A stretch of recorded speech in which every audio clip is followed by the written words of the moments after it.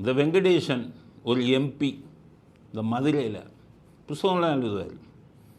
பெரிய புத்தகம் எல்லாம் பார்த்து அந்த பழைய கதைகள்லாம் இது பண்ணி பார்த்து எழுதுவார். பக்கா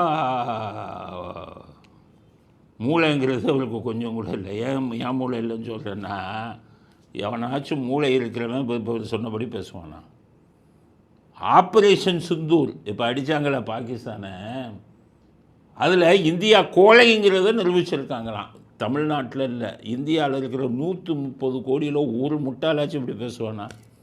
ட்ரம்பினுடைய பேச்சுக்கு எதிராக எந்த எதிர்வினையும் ஆற்றாதது இதுவெல்லாம் சர்வதேசிய அரங்கத்தில் இந்தியாவை ஒரு கோழை நாடாக கொண்டு போய் நிறுத்தி இருக்கிறீர்கள் என்பதை நாங்கள் இங்கே குற்றம் சாட்ட கடமைப்பட்டிருக்கிறோம்.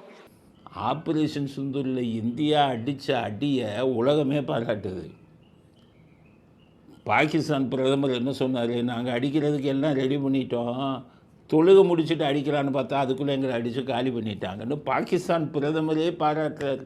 எங்களை காலி பண்ணிட்டாங்க, அணு ஆயுத இது பூரா அழிஞ்சு போச்சு, பாகிஸ்தான் ஆயுத கிடங்குகளை பூரா அழிச்சிட்டாங்க, ஒரு உயிர் பலி இல்லாமல் இங்கேருந்து எக்ஸாக்டாக அடித்து ஆப்ரேஷன் சிந்தூருங்கிறது உலக நாடுகளால் பாராட்டப்படுது.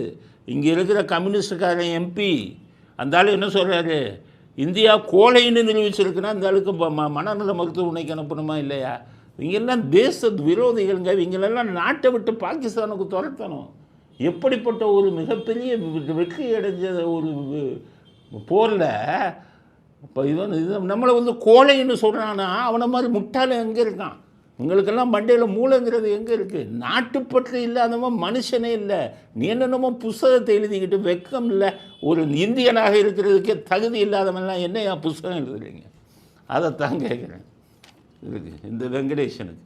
அதனால் வெங்கடேசன் என்பவர் வடிகட்டிய முட்டாள் அப்படிங்கிறத தேசத்துக்கு எதிராக, அதுவும் ஒரு பெரிய போரை நடத்தி அந்த போரில் இமாலய வெற்றி பெற்றதுக்கப்புறம் நம்ம நாட்டையும் பிரதமரையும் நம்ம நாட்டை கோழைன்னு ஒரு முட்டாள் சொல்கிறானா, அவன் இந்த நாட்டில் இருப்பதற்கு தகுதியற்றவன் அப்படிங்கிறது தான் வெங்கடேசனுக்கு சொல்லக்கூடிய பதில் நமக்கு.